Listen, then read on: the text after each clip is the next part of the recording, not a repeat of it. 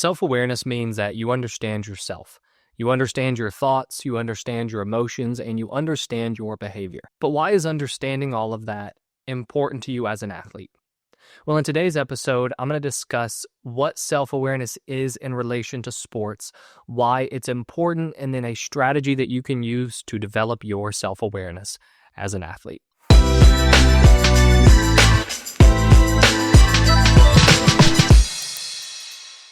Hey there, I'm Eli Straw, a mental performance coach who works with athletes from around the world on building a stronger mental game. Since self-awareness is all about understanding, there has to be a reason that understanding yourself better will increase performance. Now let's compare this to your physical skills. In order to improve your physical skills as an athlete, you have to understand where you currently are. But even more than that, you have to understand how your body parts move together in order to create the result you want. So for example, as a baseball player, I worked to understand the sequence of my entire body throughout a swing, and I learned how my lower half and my upper half all work together to create a good swing. If you're a tennis player, you'll do the same thing with your serve. If you're a basketball player, you do the same thing with your shot. So we work to understand what it takes to be good at our sport from a physical standpoint, and also we work to understand how our body needs to move in the most athletic way possible. From a mental standpoint, there are components of our mental game that we have to understand in order to have a stronger, more efficient, and effective mental game. And as I said earlier at the very beginning, those are going to be our thoughts and our emotions, and also understanding how those impact our behavior. So within sports psychology, the reason that we pay so much attention to our thinking, not that we're trying to overthink during a game, right? But we pay attention to what kinds of thoughts am I having? What am I telling myself after mistakes? How am I thinking between points? How am I thinking between drives? The reason we focus on all that so much is because of how our thinking impacts our emotions. So our mood, our emotional state. And then how we play and how we behave as a result of that. And when I'm working with athletes, we work together in the beginning to build a connection and an understanding between the way they're thinking and how they're feeling and the way they end up playing. And I think one of the best examples of this connection is when athletes are playing scared or holding themselves back. And we will see a direct relationship between what they're thinking about going into the game and during the game, how they're feeling, what mood they're in, and then the behavior that they exhibit. When they're thinking about not wanting to make mistakes, not wanting to let other people down, they end up feeling more scared. They feel a lot of feelings of self-doubt, and then they end up playing in a hesitant way. They hold themselves back. But we also see the opposite occur when athletes are thinking more confidently, they're feeling better. So it's this connection between our behavior and our thinking and emotions that makes it so important for us to develop this awareness. And when we are able to understand ourselves better, this immediately makes it easier to manage ourselves. I was on a coaching call yesterday with a football player. He's a quarterback. And when we were first starting to work together, we were working a lot on managing his frustration, but also managing his anxiety. And one of the things that he shared with me yesterday was that he's having a much easier time managing his mistakes, managing his emotions, because he's now more aware of them in the moment. And this is something that I see across the board with all the athletes I work with. As soon as we develop that awareness, that understanding as to how we are thinking, how we are talking to ourselves is impacting us. And then also understanding and recognizing in the moment what we're saying to ourselves, it immediately becomes easier to manage ourselves. And that's because this understanding is power. It gives us control over our mind and over our emotions and over our behavior simply because we understand ourselves on a deeper level.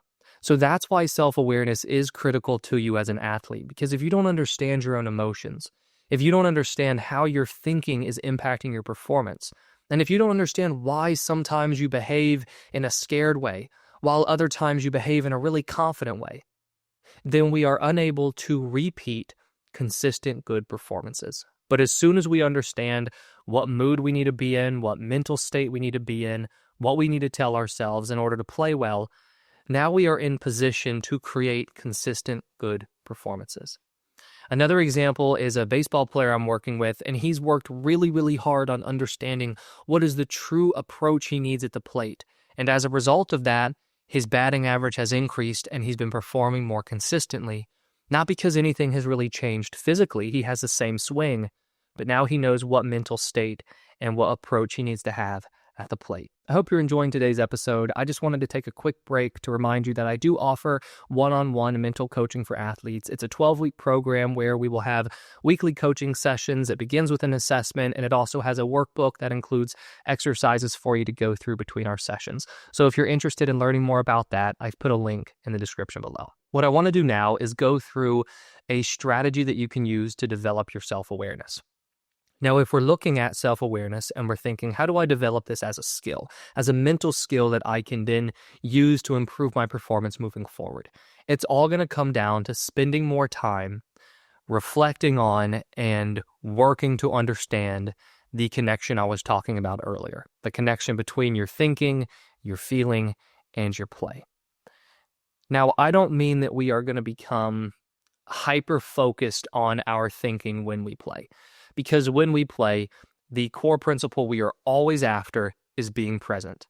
Everything beyond that is only used to bring ourselves back into that present mindset where we're feeling confident and we're playing freely.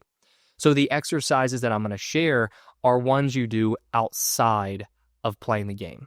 And what ends up happening is as you go through these exercises and you develop your awareness, it will then be easier for you to naturally recognize how you're thinking and what you're focusing on, what your emotions are in the moment, and then be able to change them without us hyper-fixating on our thoughts and emotions during games, because we never want our own thinking or our own emotions, or even trying to make them better, become a focal point for overthinking when we play. So a couple different exercises that I've seen be very helpful and useful for athletes to build their self-awareness are journal writing and mindfulness meditation, and then also a evaluation after practices and games. So the journal writing is a super simple technique, and it's just where once a day you just journal your thoughts. You can write one page and you just write down whatever you're thinking about that day. And the way that you can view journal writing in terms of how it develops your self-awareness is that it's allowing you to spend more time with your thoughts. Now, I know that, as a human being, you're with your thoughts all day, but when we write on a journal and we allow what we're thinking about to just stream onto the page, we are consciously aware of what we're thinking and we start to notice different patterns. And it's an exercise that it doesn't even require any certain amount of intent when you write, other than just writing and allowing yourself to put whatever you want on that paper, and over time this works to build and develop your self-awareness because you are spending more time with your thoughts. Another exercise is the mindfulness meditation, and with mindfulness meditation, you are spending time every day closing your eyes, observing your thinking, trying to be present, and as you do this exercise, you're starting to become more aware of the different thoughts that come into your head, and you're developing the skill of being able to recognize what you're thinking, which is a key part of developing self-awareness.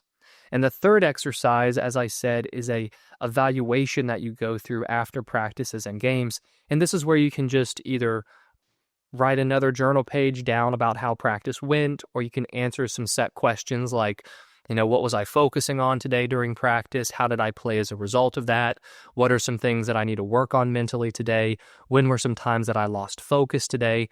Questions like that just to help you reflect on today's practice. But the core idea with all three of these exercises is that you are wanting to give yourself time each day to spend with your thoughts.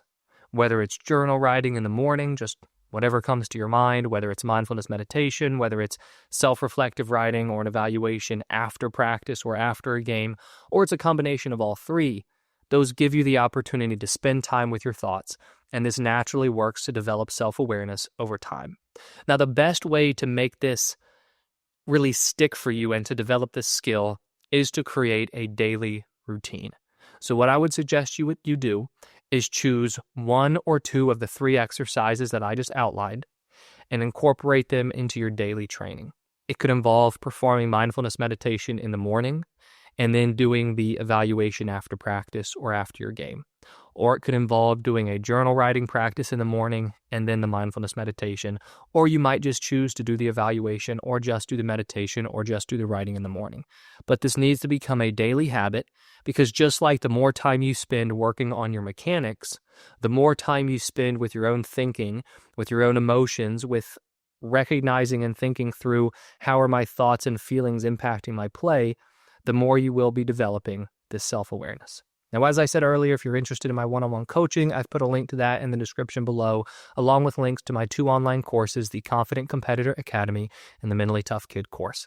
Thank you for watching, thank you for listening, and I wish you the best of success in all that you do.